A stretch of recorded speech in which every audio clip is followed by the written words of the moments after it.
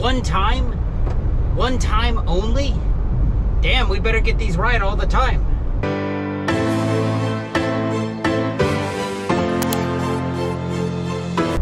Alright, so doing this one a little bit different. I actually recorded this yesterday, and in the process of having a pretty good headache coming on. I went to edit it and I am just flat in it. Reject or remove the load from your company. I mean, not that I'm not like super emotional in these, or I don't really, kind of balanced when I'm recording, but I was just looking at it and I just come across as totally flat. So if there's a cutscene and I include some of the clips that I made yesterday, that's why. But I kind of wanted to redo some of this stuff, because honestly in that video I kind of come across like I'm dying. Amazon Relay rolled out two, and I'm not. I had a real good headache coming on. But Amazon in the last week, 7 days, they've put out two policy changes. The one that I see as being like absolutely detrimental, this came out yesterday, started on May 20th. They're talking about now that moving forward, performance disputes can only be submitted one time. You got one shot at it. And I kind of really wanted to touch on this because I see this as, I don't want to seem like I'm Chicken Little out here saying like the sky is falling, but ever since I started this Amazon thing, I've always kind of wondered, like, I wonder what it would take to make the Amazon bubble burst. You know, I see enough negativity that almost kept me from working with Amazon when I started, of people being like, I absolutely hate Amazon, I'm not going to work for him, this, that, the other. And so I had always, from like day one when I started with them, I always kind of wanted to put my finger exactly on what that was, because, you know, there's just enough negativity towards them where it's like, either I'm stupid and just don't see it, which I'm absolutely fine with. I'm fine with, you know, if I'm the dumb guy over here putting up with all this stuff, cool. I mean, I'll figure that out on my own. But I kind of wanted to do it, and I do see, I'm not saying that I disagree with these people. I do see where people get annoyed with them because, you know, the quick little rundown on Amazon is they make your grade be ultra competitive, but and not just competitive, but they make it to where, you know, you are, in my opinion, highly rewarded for having a high Amazon grade. And by high, I mean 98% and above, having that early access, that type of stuff. I can tell you through my own experience, having it over the last 2 years has made a huge difference for me. But I do see where it is annoying, because, you know, you're graded on these different metrics as far as like on time, app usage, disruption free, do you turn in loads after you accept them, that type of stuff. And so it really gears the person, if they take Amazon seriously, to really try to hit those 4 marks. The problem there is even if you hit those 4 metrics and you do everything right and you really do strive to have that high grade, Amazon, sorry, this car keeps locking and unlocking. I got I had it detailed, and the fluid got into the lock, and it's setting off. I think I need to replace a fuse on it, but I'm not locking and unlocking the door. The car does that automatically. That's what that noise is. But, you know, the grade, they will sometimes invent things to, I think, intentionally lower your grade. I know a few months back they were really hitting people with like this app usage, and it was like, app usage was one of those things I never worried about, but it was also one of those things where it was, you know, they could say like, how hard is it to prove that, you know, you were in fact using the app? I mean, you know you were using it, I know you were using it, but for them to then accuse you of not using it was like, oh, this is gonna affect my grade. Well, then, you know, they had people like me come along and say like, okay, well, how do I counter this? And, you know, all that encouraged somebody like me to do was take a ton of screenshots. If you're not familiar with my brand, if I had to assign my brand on YouTube as far as like, what is my goal in this? My goal was kind of to, you know, make as much money as I could with Amazon by staying local and keeping that Amazon grade up high. So I know there's people who come on and say like, oh, Amazon grade doesn't matter.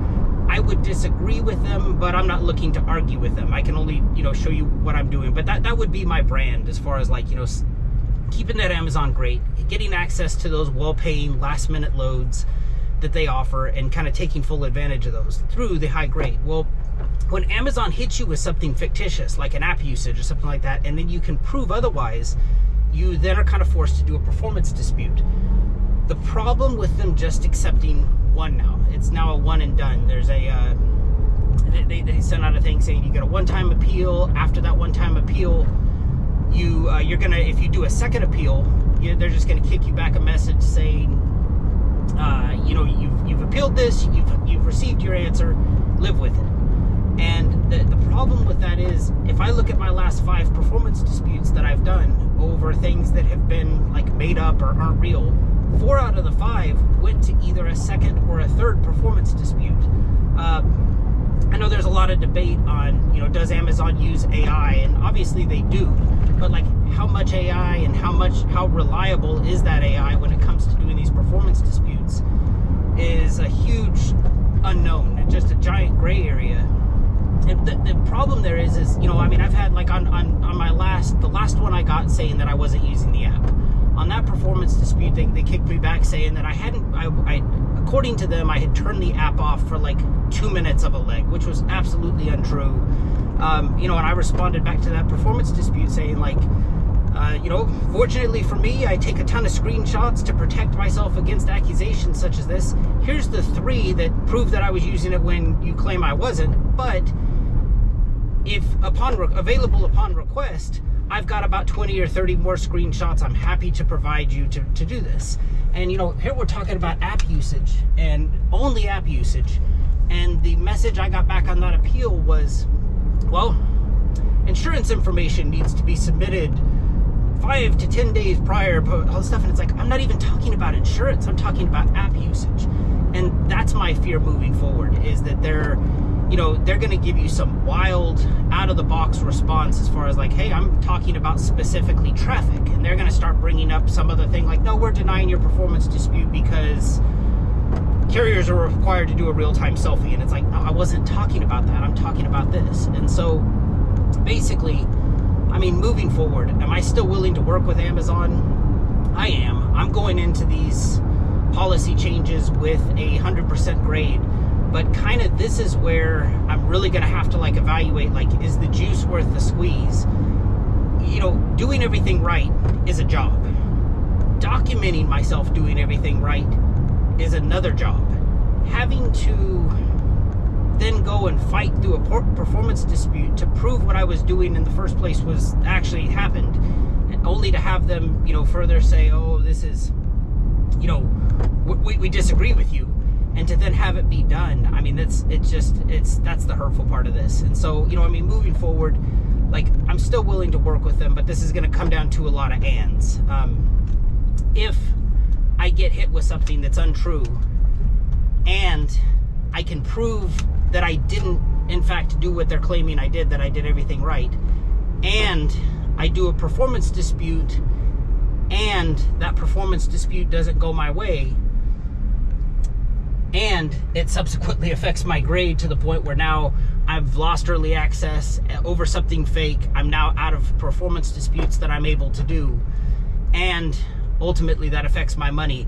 That would pretty much be like my stop loss with Amazon, because I just, you know, to be told that like these are the rules, to follow the rules, and then to be told that like we're allowed to give you whatever answer we want and you're forced to accept it, I don't feel like I have any control in that situation. And, you know, I'm not willing to work for them for like a lower rate over a false accusation. So a lot of stuff going on with this one-time appeal.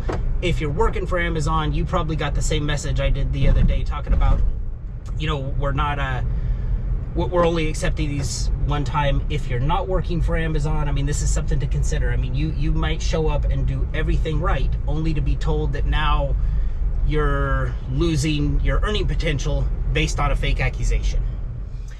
The other policy change that they seem to be really hammering down on is this whole 5-hour rule. Now, in all fairness, I've known about that this was the rule from day one. They say that, you know, once you book a load, you need to assign a driver to it, you know, at least 5 hours before this scheduled start time. And they're really hitting this thing home as far as like, you know, they even lay out the threats of like, if you don't have a driver assigned 5 hours before the load starts, Amazon reserves the right to reject this load, obviously. And that so I mean, if you don't have a driver assigned, that's going to affect your disruption-free portion of your grade. If Amazon kind of willy-nilly chooses to reject it, that's going to affect your acceptance score. So I mean, there's two potential scores here that could be affected by this. I went into the weeds far on this, saying like, you know, what are we trying to find out, like, you know, what is there any, I'm not looking for an exception, but I'm just looking for like an explanation, because, you know, I mean, I found one thing that said, you know, let's say you're a big company and you have multiple drivers. You know, if you have, let's say you assign a load to a driver A can't take it. They do clearly say that you have a 5-minute grace period that I could then remove driver A, leave it unassigned for up to 5 minutes, and then during those 5 minutes assign it to a driver B and have it not affect my disruption score. So that's more dealing with like, you know, you've got multiple drivers, you need to switch one. That's fine, that's spelled out, you have 5 minutes. They kind of reiterate in their help center, they say that, you know, a driver must be assigned within 5 hours. And then on another thing within their help center, and I took all these screen grabs off of their from their help center yesterday. There's another one, I mean, total lack of consistency, where they start talking about, well, it's actually 6 hours. Now, because their most recent one says 5 hours, even though this other one says 6, I'm going to adhere to the stricter rule, and I'm going to assume the right answer is 5. But what's the glaring thing missing to me from all this, the just clear as day thing that's just not there, is what about all those loads that start within 5 hours? I would love an explanation from them on this. You know, it's like, yesterday it was like 7:30. I got the screen record going while I was recording my video from yesterday. And I went through, there were, you know, from 7:30 to midnight, that was in that 5 hour window, there were 8 loads that started within that time frame. I mean, how many loads are on here that start before? Let's find where 12:30 is. 12:30. All right, so there's 132, so 1236, we won't count that. Here we go. So San Diego to Tucson is 1, 2, 3, 4, 5, 6, 7, 8 loads on the board right now. If you book one of those loads, are you already out of compliance of not having a driver assigned within 5 hours? I mean, moving forward, I'm still going to continue to book loads like that. I'm going to assign a driver as soon as I can. But I see this as like another protect yourself opportunity that you have here. I mean, I'm real tempted now when I book those loads to turn on the screen record, book it, and then have, you know, wait for the thing to come through that says assign a driver, because there's so many times where I do that, where I'll book the load, I get the little email confirmation immediately saying, hey, Stat Trucking, congratulations, you just booked this load. What's the next step? Assign the driver. And I click the assign the driver button, and it comes up saying that there's nothing in there yet, that I'm waiting, that the load's somewhere hung up in the system waiting to be assigned to me. I'm assuming here, but let's say you have a 5-minute window. I'm kind of taking the 5 minutes from switching the driver and applying it to this, which isn't right. I don't know what the right answer here is. But if, let's say it takes more than 5 minutes for the load to come through, and I'm over there screen recording, you know, refreshing the screen and everything like that, at least I can prove that assigning the driver wasn't an option to me yet. I would hate to book something, have the load be hung up, and have them say, oh, you didn't assign the driver within the set amount of time, we automatically rejected it for you. So I just see this as a pain. And, you know, you might be thinking like, oh, the screen recording's too much, I shouldn't have to do that. And I agree, I don't think you should. But you know, it's funny, people will meet me in person after seeing my videos, and they'll be like, man, I thought you were super meticulous, being overly meticulous and doing all these screen recording, screen grabs. And then like I started doing Amazon, I started watching your stuff, and it's like, it all makes sense to me now. It all makes sense. So I mean, you might be hearing this thinking like, man, you're crazy, I'm not gonna do that. I see this as an opportunity to just protect yourself. I mean, it just definitely protect yourself from any false accusation that you did something wrong.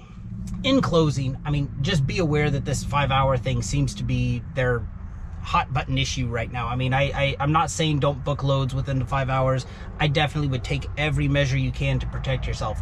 If you know anything, if you've heard anything, I mean, I dug into their help center pretty far last night trying to figure out like, hey, how, if you book a load that starts within 5 hours, how much time do you have to assign a driver? If you know anything about that, please let me know in the comments. I mean, I'm kind of going into this blindly thinking what I think is right, but you know, just because I think it's right doesn't make it right. And then These one-time appeals, I'm not trying to say the Amazon bubble's bursting, but you know, if I could look back at all my performance disputes and historically they got everyone right on the first time, I would think that like, oh, okay, I wouldn't have much, I wouldn't have a lot of fear moving forward. The fact that the bulk of mine take 2, 3 performance disputes to get them to see, to get the AI not to answer, to get a person to actually look at it and say like, oh yeah, we see what you meant. I mean, that's my fear moving forward, is that this is just going to create, I mean, I think the 100% grade may be, or the 98% and above may be like the unicorn now of Amazon. I think it may just be one of those things that's like impossible to get, because they hit you with false accusations all the time. And you know, doing the performance disputes is just as important as getting there on time. Is just as important as using that app all the time. And so it's frustrating moving forward, but we'll see. I mean, this is we'll see what happens. There's definitely more to come on this for sure, but not happy with these 2 changes. Wish there was more explanation on one, kind of wish that they weren't doing the other, but it's a wait and see. I hope this video serves you well. Appreciate you for watching. Take care.